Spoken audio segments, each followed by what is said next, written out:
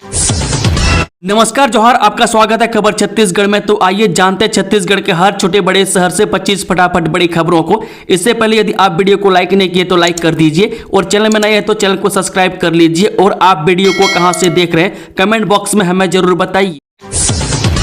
अभिनेता धर्मेंद्र का 89 साल की उम्र में निधन, बॉलीवुड इंडस्ट्री में शोक की लहर। जब बॉलीवुड गलियारे से इस वक्त की बड़ी खबर सामने आ रही है। दिग्गज एक्टर धर्मेंद्र का 89 साल की उम्र में निधन हो गया।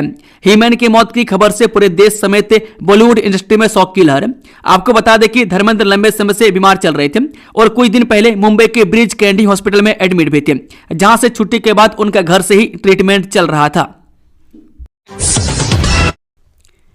छत्तीसगढ़ के जंगलों में बढ़ेंगे बाघ, वन्य प्राणियों से दूरी बनाने गांवों में चलाया जाएगा जागरूकता अभियान। छत्तीसगढ़ के जंगल एक बार फिर बाघों की दहाड़ से गूंजने जा रहे हैं। प्रदेश के दो प्रमुख टाइगर रिजर्व गुरु घासीदास तमोर पिंगला और उदंती सीता नदी टाइगर रिजर्व में बाघों की संख्या बढ़ाने के उद्देश्य से मध्य प्रदेश से कुल 6 बाघों को लाने की तैयारी अंतिम चरण में पहुंच गई है। बता दें कि वन विभाग की टीम जल्द ही कान्हा और बांधवगढ़ टाइगर रिजर्व रवाना होगी। दोनों राज्यों के वन विभागों और नेशनल टाइगर कंजर्वेशन अथॉरिटी की औपचारिक स्वीकृति के बाद प्रक्रिया तेज कर दी गई है। सूत्रों के अनुसार इस योजना पर पिछले कई महीनों से गंभीर रूप से काम चल रहा था, जिसके तहत विशेषज्ञों की टीमों ने दोनों राज्यों के जंगलों का सर्वे किया। अनुमतियों के औपचारिक रूप से मिलते छत्तीसगढ़ वन विभाग ने बाघों के हस्तांतरण की तैयारी शुरू कर दी है। अधिकारियों के मुताबिक कान्हा टाइगर रिजर्व से एक नर और 2 मादा बाघों को यूएसटीआर में शिफ्ट किया जाएगा, जबकि बांधवगढ़ टाइगर रिजर्व से 3 बाघिनों को तमोर पिंगला के विशाल वनों में छोड़ा जाएगा। छत्तीसगढ़ में फिर बढ़ेगी ठंड, जानिए कब से गिरेगा तापमान। छत्तीसगढ़ में इन दिनों तापमान में बढ़ोतरी के कारण ठंड में कमी आई है। वहीं अगले 2 दिन मौसम में कुछ खास परिवर्तन की संभावना नहीं है, लेकिन मौसम विभाग यानी कि आईएमडी ने 2 दिन बाद तापमान में कमी आने के साथ ही ठंड में बढ़ोतरी की संभावना जताई है। तो चलिए जानते हैं कि आपके जिले में आज का मौसम कैसा रहेगा। मौसम विभाग की माने तो अगले 2 दिन छत्तीसगढ़ के मौसम में कुछ खास बदलाव होने की संभावना नहीं है, लेकिन फिर 2 दिन बाद अचानक तापमान में 2 से 3 डिग्री की गिरावट आएगी, जिसके कारण ठंड में बढ़ोतरी होगी। इसके बाद लोगों को एक बार फिर कड़कड़ाती ठंड का सामना करना पड़ेगा। स्वामी हिड़मा अमर रहे, दिल्ली में प्रदूषण विरोध में लगे विवादित नारेबाजी से मचा बवाल, बढ़ाई गई सुरक्षा। राजधानी में जहरीली हवा के खिलाफ चल रहा युवा आंदोलन रविवार को उस वक्त विवादों में घिर गया जब प्रदर्शनकारियों की भीड़ में शामिल कुछ युवकों युवतियों ने अचानक कुख्यात नक्सली कमांडर मारवी हिड़मा के समर्थन में नारे लगाने शुरू कर दिए। हवा को शुद्ध करने की मांग से शुरू हुआ प्रदर्शन हिड़मा समर्थक नारों ने पल भर में राजनीतिक और सुरक्षा एजेंसियों का ध्यान अपनी ओर खींच लिया।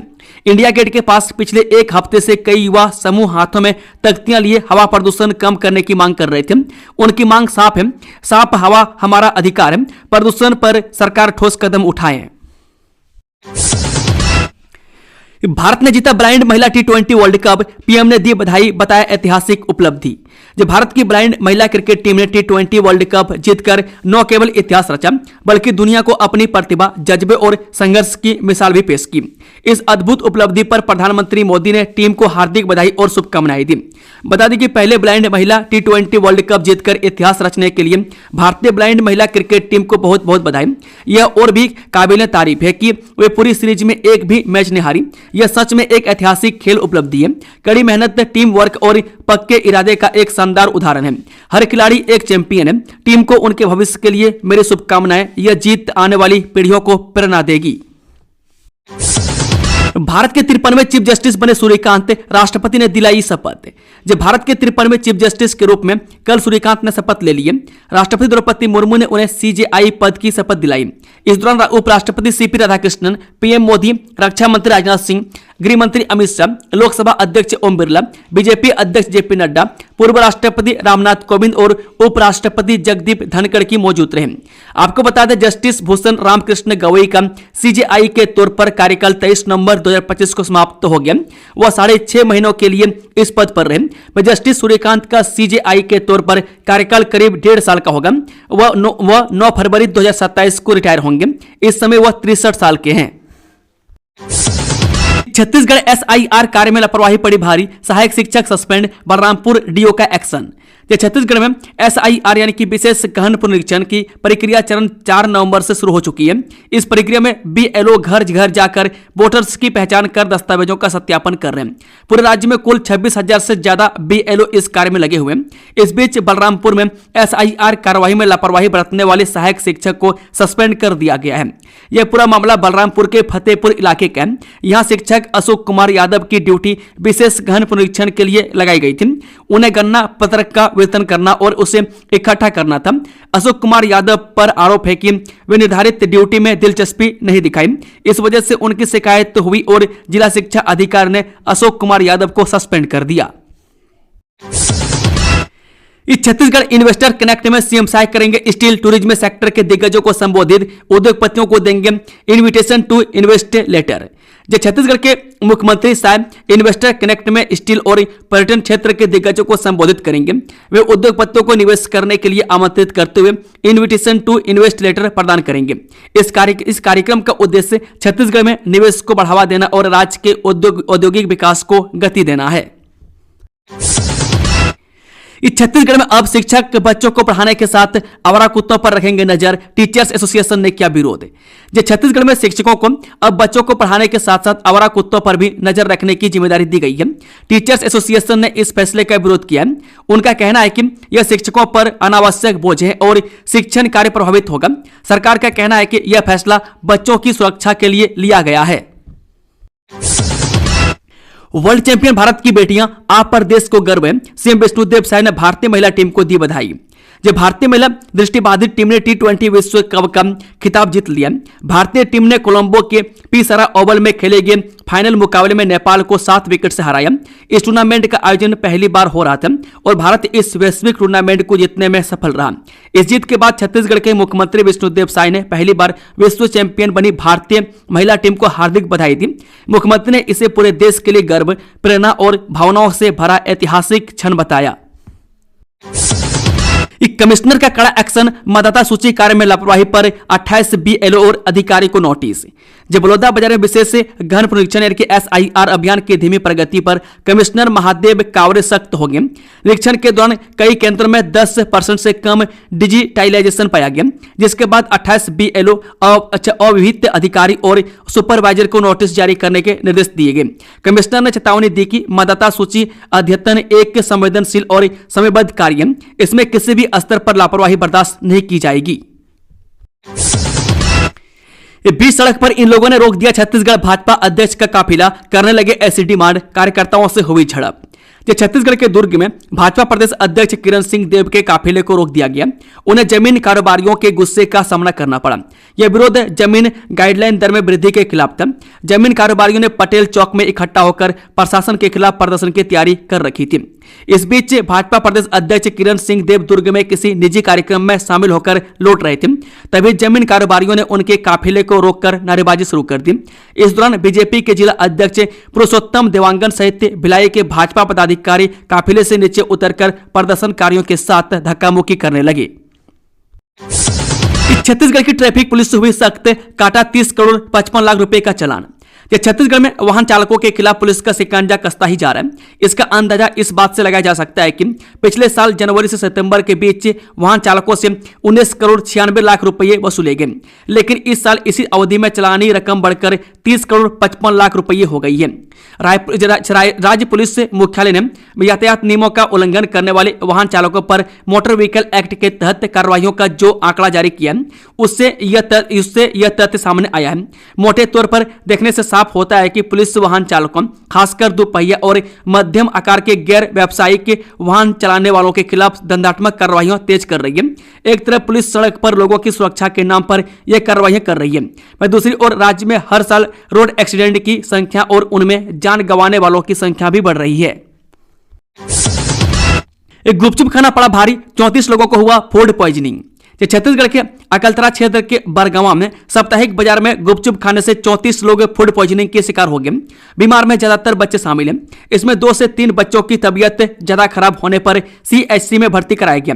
सूचना पर सीएमएचओ निरीक्षण करने पहुंचे, जानकारी लेकर आवश्यक निर्देश दिए। जानकारी के अनुसार अकलतरा ब्लॉक के गांव बरगवां में शनिवार को साप्ताहिक बाजार था। वह शाम को गांव के लोगों ने गुपचुप खाए। देर शाम व रात में कई लोगों की तबीयत बिगड़ने लगी। देखते ही देखते उल्टी व दस्त शुरू हो गई। वह 23 नवंबर को पता चला कि गांव में 2 दर्जन से अधिक लोगों को उल्टी व दस्त हो रही है। फिर पता चला कि सभी एक ही गुपचुप वाले के पास से गुपचुप खाए हैं। इंडिया गेट पर हिडमा जिंदाबाद के लगे नारे, बस्तर आईजी ने दी सख्त चेतावनी, कहा सभी पर होगी कठोर कार्रवाई। इधर 23 गिरफ्तार। छत्तीसगढ़ में नक्सली लीडर माड़वी हिडमा के एनकाउंटर के बाद मामला अब सोशल मीडिया से निकलकर देश की राजधानी की सड़कों तक पहुंच गया। इंडिया गेट के सामने प्रदूषण के खिलाफ जुटी भीड़ में अचानक कुछ युवक के हिडमा के पोस्टर लहराते हुए हिडमा जिंदाबाद के नारे लगाने लगे। मौके पर मौजूद लोगों और सुरक्षा कर्मियों ने इस अप्रत्याशित घटना को तुरंत नोटिस किया, जिसके बाद दिल्ली पुलिस और खुफिया एजेंसियां अलर्ट हो गई है। इस 36 राइडर्स क्लब के 5 साल पूरे, नई कार्यकारिणी हुई घोषित। जिस साल 2000 में स्थापित हुए 36 राइडर्स क्लब कुछ ही वर्षों में छत्तीसगढ़ का सबसे बड़ा और सक्रिय राइडर्स क्लब बन चुका है। इसी कड़ी में 36 राइडर्स क्लब की वार्षिक बैठक रायपुर में सफलतापूर्वक संपन्न हुई। बैठक में नई कार्यकारिणी का गठन किया गया। इस दौरान क्लब की भविष्य की दिशा, उद्देश्यों और गतिविधियों पर विस्तृत चर्चा की गई। उपस्थित सभी सदस्यों ने नए निर्वाचित पदाधिकारियों को हार्दिक बधाई और शुभकामनाएं दी। मीटर की जांच के लिए छत्तीसगढ़ में ही लैब बनाने की तैयारी। इन 2 शहरों का हुआ चयन, भिलाई का लैब और होगा एडवांस। जब प्रदेश में अब स्मार्ट मीटर लग रहे हैं तो इसकी जांच की भी व्यवस्था की जा रही है। अब तक भिलाई में एक लैब है जिसमें नए और पुराने मीटरों की जांच होती है।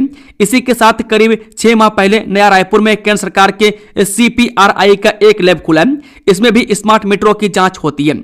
अब रायपुर और बिलासपुर में छत्तीसगढ़ राज्य पावर कंपनी के लैब खोले जा रहे हैं। इसका काम अंतिम चरणों पर है।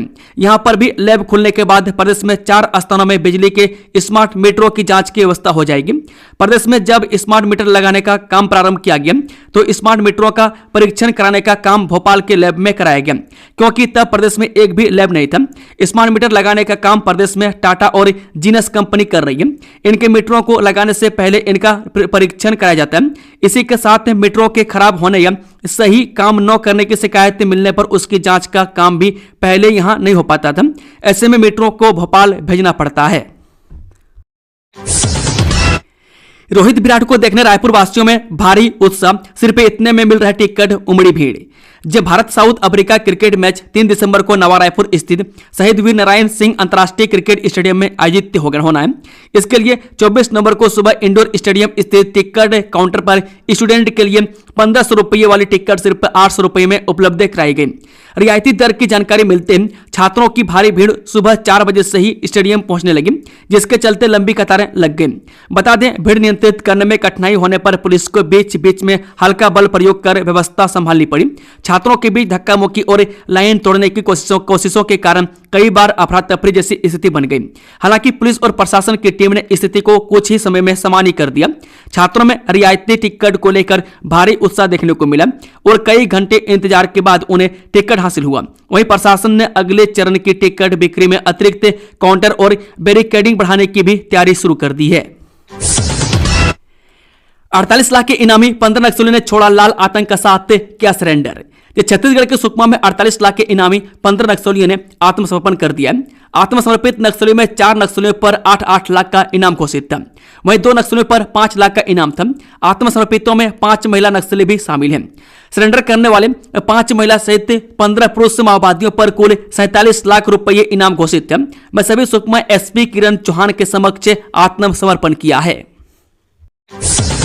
धर्मेंद्र की आखिरी फिल्म 21 का फर्स्ट लुक आया सामने, इस दिन होगी रिलीज। जब बॉलीवुड के मशहूर एक्टर हीमैन धर्मेंद्र का आज 89 साल की उम्र में निधन हो गया और उनके साथ ही हिंदी फिल्म उद्योग के एक महत्वपूर्ण युग का भी अंत हो गया। अभिनेता लंबे समय से बीमार थे। इसी बीच सुपरस्टार की अपकमिंग फिल्म 21 का पोस्टर लॉन्च किया गया, जो तेजी से वायरल हो रहा है। फिल्म 21 के पोस्टर में सुपरस्टार धर्मेंद्र सीरियस लुक में नजर आ रहे हैं, जिसके साथ कैप्शन में लिखा गया था, पिता बेटों को पालते हैं, महान लोग देश को पालते हैं। धर्मेंद्र जी एक 21 साल के अमर सैनिक के पिता के रूप में एक इमोशनल पावर हाउस है। एक सदाबहार लेजेंड हमें दूसरे लेजेंड की कहानी सुना रहा है। 21 का ट्रेलर आ गया। इसके साथ ही फिल्म की रिलीज डेट का भी खुलासा हो चुका है। 21-25 दिसंबर को दुनिया भर के सिनेमा घरों में रिलीज होने वाली है। दुर्ग जिले में आईटी पार्क निगम ने आईआईटी भिलाई को भूमि ट्रांसफर की। 35 कंपनियों ने दिखाई रुचि। छत्तीसगढ़ सरकार ने तकनीकी और औद्योगिक विकास को बढ़ावा देने के लिए दुर्ग में आईटी पार्क बनाने की घोषणा की है। मैं दुर्ग कलेक्ट्रेट में आयोजित कार्यक्रम में शिक्षा मंत्री गजेंद्र यादव, दुर्ग नगर निगम आयुक्त सुमित अग्रवाल और आईआईटी भिलाई के डायरेक्टर राजीव प्रकाश मौजूद रहे। कार्यक्रम के दौरान दुर्ग नगर निगम और आईआईटी भिलाई के बीच आईआईटी पार्क निर्माण के लिए एमओयू साइन किया गया। नगर निगम ने आईआईटी भिलाई को इस पार्क के लिए भी भूमि हस्तांतरित कर दी है। क्या है touch and heal reiki therapy? बिना दवाई बीमारियों का इलाज। रेकी ग्रैंड मास्टर से जानिए फायदे और कैसे सीखें। ये कई ऐसी थेरेपी हैं जिनमें आप अपने आप को बिना दवाइयों के भी ठीक कर सकते हैं। सुनने में यह किसी चमत्कार जैसा लगता है, लेकिन यह सच है। इस पद्धति का उपयोग न सिर्फ भारत में बल्कि कई अन्य देशों में किया जा रहा है। इसे रेकी के नाम से जाना जाता है। इस विषय पर हमने रेकी के ग्रैंड मास्टर भवानी शंकर जी से बातचीत और जाना कि आप रेकी क्या है और ये कैसे काम करती है। रेकी यह जापानीज वर्ड है। रेकी जो है रे और की दो वर्ड से मिलकर बना हुआ है। रे का मतलब होता है यूनिवर्सल और की का मतलब होता है एनर्जी। तो आप यह कह सकते हैं कि रेकी एक प्रकार की यूनिवर्सल लाइफ फोर्स है या यूनिवर्सल एनर्जी है, जिसका यूज रेकी हीलर सामने वाले व्यक्ति के एनर्जी को बैलेंस करने के लिए करता है। तो मूलतः ये रेकी अगर पर्टिकुलर वर्ड की बात करें तो जापानीज ओरिजिन है। बीजापुर में नौकरी, 15,000 रुपये सैलरी, फ्रेशर को भी मौका। जब बस्तर संभाग के बीजापुर जिले के युवाओं के लिए नौकरी का सुनहरा अवसर आया। राष्ट्रीय रोजगार सेवा के अंतर्गत बीजापुर जिला रोजगार एवं स्वरोजगार कार्यालय में निजी कंपनी में प्लेसमेंट कैंप का एड जारी किया। मैं कुल 14 पदों पर भर्ती की जा रही है। सभी पद सिर्फ पुरुषों के लिए ही आरक्षित है। एंटी नक्सल ऑपरेशन रोका जाए। छत्तीसगढ़ के सीएम साय को माओवादी प्रवक्ता का पत्र, नहीं मनेगा नक्सली सप्ताह। जी हाँ, महाराष्ट्र, मध्य प्रदेश और छत्तीसगढ़ स्पेशल जोनल कमेटी यानी कि एमएमसी जोन के प्रवक्ता अनंत ने तीनों राज्यों के मुख्यमंत्री को एक पत्र लिखकर सुरक्षा बलों द्वारा चलाए जा रहे अभियानों को रोकने की अपील की है। इस पत्र में उन्होंने इस बार नक्सली सप्ताह 9 मनाने की घोषणा भी की है और सरकार से पुनर्वास के लिए समय मांगा है। प्रवक्ता अनंत ने पत्र में कहा कि पार्टी की केंद्रीय कमेटी के सदस्य और पोलित ब्यूरो सदस्य कॉमरेड सोनू दादा ने वर्तमान स्थिति को देखते हुए हथियार त्याग कर सशस्त्र संघर्ष को अस्थायी रूप से विराम देने का जो निर्णय लिया उसका एमएनसी स्पेशल जोनल कमेटी समर्थन करती है। एमएमसी सतीश दादा के बाद हाल ही में एक और एमएमसी कॉमरेड चंद्ररत्ना ने भी इस निर्णय का समर्थन किया है।